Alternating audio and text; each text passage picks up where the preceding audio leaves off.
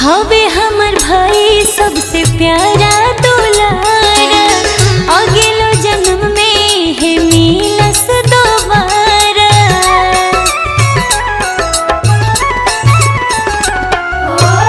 हवे हमर भाई सबसे प्यारा दुलारा, अगलो जन्म में है मिलस दोबारा।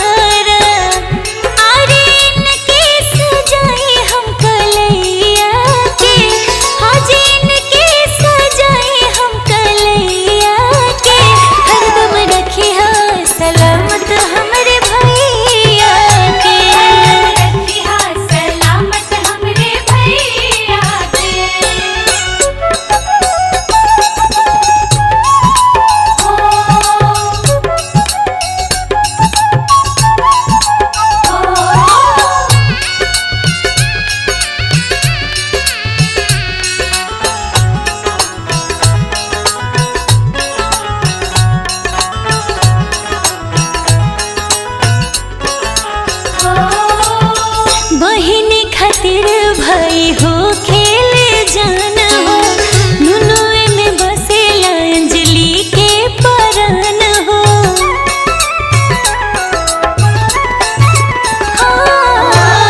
बहिन खातिर भाई हो खेल जान हो, अपुए में बसेला अंजलि के परान हो।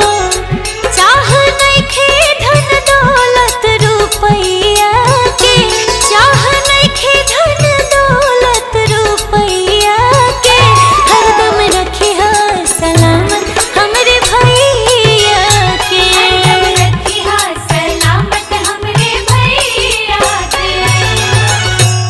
जब जी बहिन सुना पड़े ना कलैया, जब जी बहिन सुना पड़े ना कलैया, रानी बहिन राखी बांध तोहरा के राजा भैया। रानी बहिन राखी बांध तोहरा के राजा भैया। जिया जुग जुग तो बहिन सब हार ली बलैया, रानी बहिन राखी बांध तोहरा के राजा भैया। रानी बहिन राखी बांध तोहरा के राजा भैया। धागा राखी के बड़ा अनमोल, धागा राखी के बड़ा अनमोल। अरे सोना चांदी चाहे रुपैया से लागे ना कबो एकर मोल। सोना चांदी चाहे रुपैया से लागे ना कबो एकर मोल। रानी बहिन राखी बांध तोहरा के राजा भैया। रानी बहिन